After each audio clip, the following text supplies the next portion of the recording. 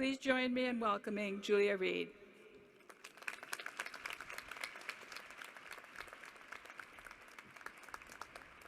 Thank you. Thank you so much. Thank you for that wonderful introduction. It's hard sometimes to even recognize yourself when you're being introduced like that. Congratulations to the class of 2021, the extraordinary survivors. To the teachers, administrators, and especially to the parents and families who are not only watching you take these momentous steps, but who went with you on every step of this difficult, unexpected year. You've made it through the tears, you've made it through the uncertainty, you've made it through every hour of Zoom school, and now you have arrived, we have arrived at the moment of joy. The job of a commencement speaker is to stand here at the final stage gate of your childhood and offer words of wisdom on how to be an adult. The message should be profound, funny, and ideally brief. It's an honor to stand here before you, but with humility, I know you're not really here to see me.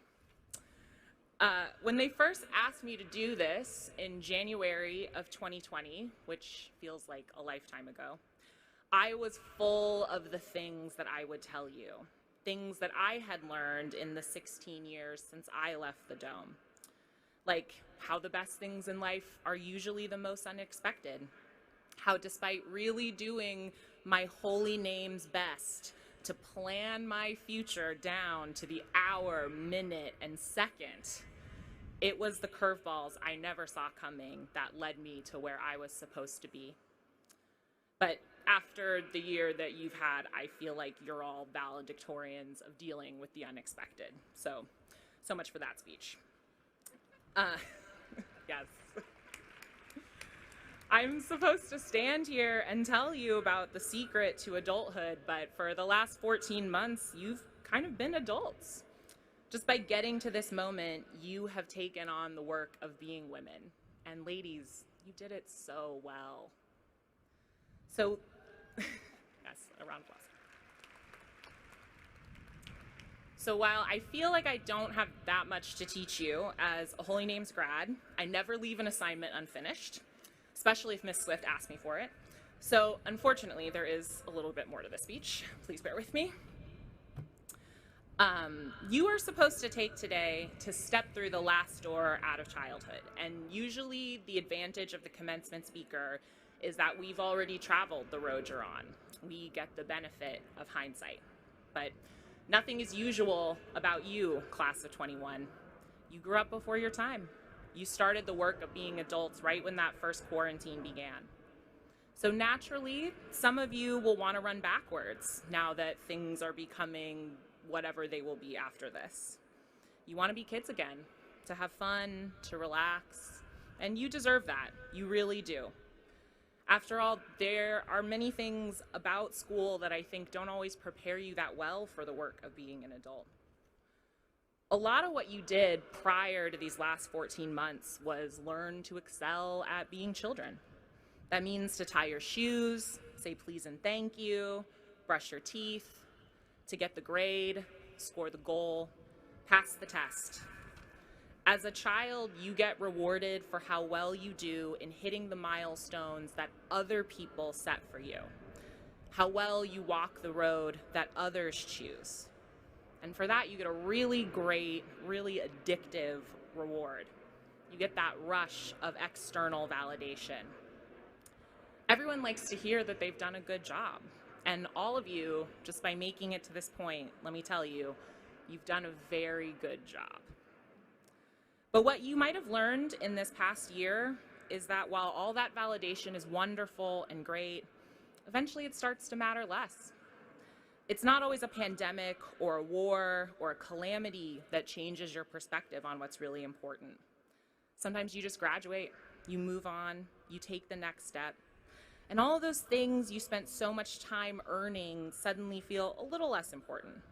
No one will ask you after today what your GPA was, or your class rank, or what you earned on your AP Euro test, but I got a 5, just in case anyone was curious. after today, you'll be less and less walking the childhood road where others largely choose for you, and more choosing your own road. For each of you, that will be different. Some will be smooth, some bumpy, some straight, some twisted. On each road, there will be some heartache and some happiness. But what I hope most for you, 21s, is that the road you walk in adulthood, wherever it leads, is the road of joy. But how do you find that road? Well, don't worry. Particularly as women, there will be no shortage of voices that will promise you they have the map to a joyful life. There are millions of people working in industries that earn billions of dollars a year, solely dedicated to convincing you and women like you that if only you change your body, get the right partner, have a child, have a career, have a better career, make more money, find the right home, travel more, change your hair, your makeup, your reading list, do more yoga, meditate more, change your diet, follow the right people on social media, or have them follow you. If you just keep pushing, happiness is out there. It's just beyond your reach. And if you don't get to it, they'll tell you it's simply because you weren't running fast enough. And then they'll try to sell you some running shoes. But what I can tell you 16 years after I put on that cap and gown and crossed a stage, well, not exactly like this, but similar to this, is that all those people are a bunch of liars. The truth is, there is no job, no partner, no baby, no degree, no exercise and diet regime, no external achievement that will ever satisfy if you can't first learn to love and cherish yourself as you are, for who you are alone, separate from anything you could earn or achieve. You cannot love, you cannot lead, you cannot make it unless you're willing to take that inward journey. That's the work of adulthood. That's the work that you are now called to take on. And I may have been a classic Holy Names overachiever, but it took me years to figure out what this school was really trying to teach me. So let me share a little bit about my own story. First, I should say that attending Holy Names was a transformational experience in my life, and it came along at just the right time. When I was 14, I was extremely, deeply, profoundly unhappy. I was convinced to the core of my soul that I had nothing of value to offer anyone. I felt I was too fat, too brown, too loud, too clueless about all of the things that my peers seemed to just naturally understand. How to dress, how to act, what to like. I knew that I was smart, but I didn't know how to express that in any helpful way. I was frustrated and insecure, and I was very, very lonely. The fact that I was at Holy Names at all was sort of a miracle. My mother had, a few months before, dragged me, practically kicking and screaming, to a Holy Names open house. I didn't want to go. I was not a traditional Holy Names recruit. My parents worked in public schools. I attended a public school. I wanted to go to a public high school with the rest of my friends. We only found out about the Holy Names open house because my mom happened to be at Mass that Sunday, which I recall she also had to force me to attend. And the priest had mentioned it briefly in the announcements. And my mom tells the story that we went to the open house and I was completely silent throughout the whole tour. And when we got into the car to go home, she thought to herself, well, at least I tried.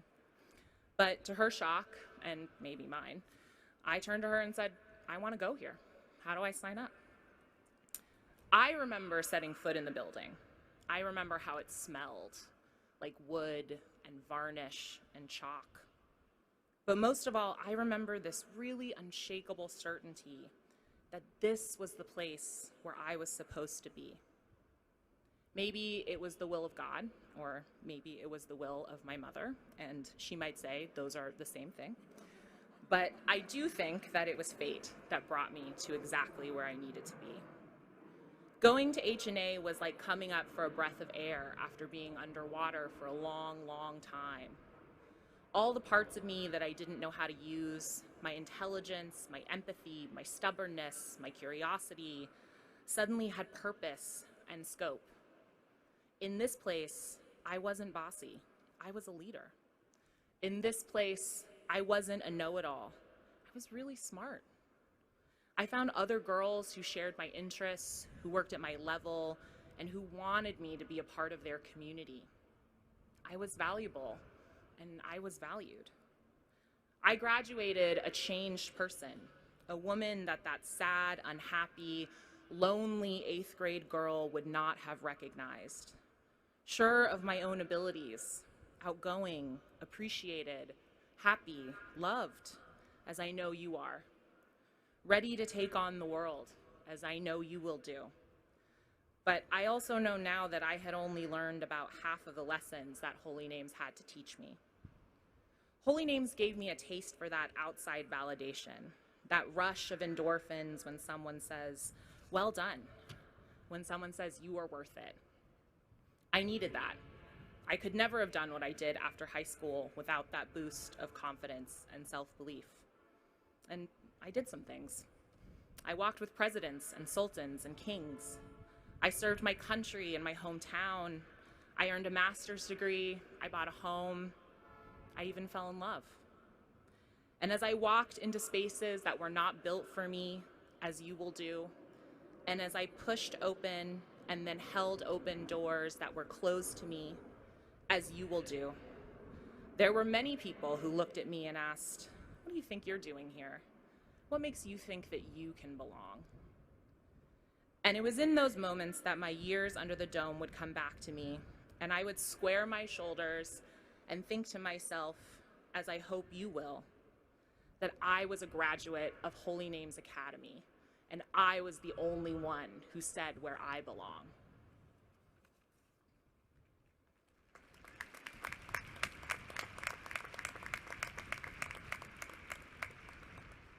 But that part, frankly, is a little easier. It's always easier to do for others than for yourself, to fight for others and sacrifice for others and even earn the validation of others is almost always a simpler challenge than earning the validation of your own heart. I thought that achievement in my career, using my education and intelligence in the service of others, doing well and being recognized, that would give me value, that would give me purpose, that would bring me joy. But at the end of the day, despite all of the good things that accrued to me, it became clear that honestly, I wasn't all that happy. I was pretty sure I was on the road to success. Other people kept telling me that, but I thought that meant that joy was supposed to come as part of the deal. And I kept waiting for it and working for it, and it just never seemed to come along. So I started to look inward. I started to reckon with the pain and the bullying that I experienced before I came to Holy Names and the scars that I carried. I started to realize that lonely, sad girl I came to this school as was still with me, that she would in some ways always walk with me, that no matter how many times I heard from other people that I was worthy, I was waiting to hear it from myself. This work, this inner work, to love and accept and honor yourself as you are, is the real work that's before you. And it's hard. There's no syllabus, there's no degree. No one puts you on the Forbes 30 under 30 list for being great at self-actualization. Plenty of people try to escape this work. They're willing to follow almost any other path beside the one of reckoning with their own hearts. The world is full of people who are loved and admired by millions who never, ever learn to love themselves. When I was a student at Holy Names, there were only 2 classes that I dreaded. One was pre-calculus, a course that I'm sorry to say I have now forgotten essentially all of, and the other was religion. I had a very bad attitude about religion when I was in high school, and I'll be honest, I thought at the time, what a waste of time. It's not going to be on my SATs, you don't get AP credit for this, and I was pretty sure that no one at Smith College admissions cared if I got an A in contemporary problems. So let me take a moment to publicly apologize to Sister Charlene, Sister Rosemary, Sister Marionette, who put up with a lot of teenage eye rolling. Because it turns out that 16 years later, long after I've lost track of the quadratic equation and the mysteries of covalent bonding or the causes of Queen Anne's War, it's the lessons from the class I ranked the least important that were actually teaching me what I most needed to know. I remember Sister Rosemary making us memorize a passage from Scripture, Micah 6:8. You know what is good and what the Lord requires of you. Only this, to do the right, to love justice, and to walk humbly with your God. I'm supposed to stand up here and tell you the secret to adulthood, but you already know what is required of you. You have everything you need, not because of what you've done, but because of who you are. A child of God, inherently worthy of love, respect, and compassion, inherently capable of returning that love, respect, and compassion to the world. It took me a long time to learn that. It's a lesson I'm still practicing every day. It is the real work of my life, the work that makes everything else I do or will do possible. I cannot realize my potential as a woman, a leader, a daughter, a member of my community as myself, unless I love and accept who I am at the core, beyond labels, accolades, and even degrees. Holy Names saved my life. It brought me back from the brink of despair to a place of believing in myself. It took me many more years to go the rest of the way, from believing in myself to really loving myself. My prayer for you as you graduate is not to wait. Take the break you deserve, but when you're ready, take up this work of getting to know, accept, and love yourself as you are. Because I'm not sure the world can wait as long for you to figure things out as it had to wait for me. We need you out here. As hard as this year was, what we will face in the years ahead seems much more daunting. Climate change, income inequality, mass shootings, pandemics, racism, misogyny, and bigotry. Authoritarianism is on the march. Democracy is challenged to its core. We have big problems, and we're going to need generations of educated, hardworking, justice-minded women to meet them. And I guess maybe a few men too.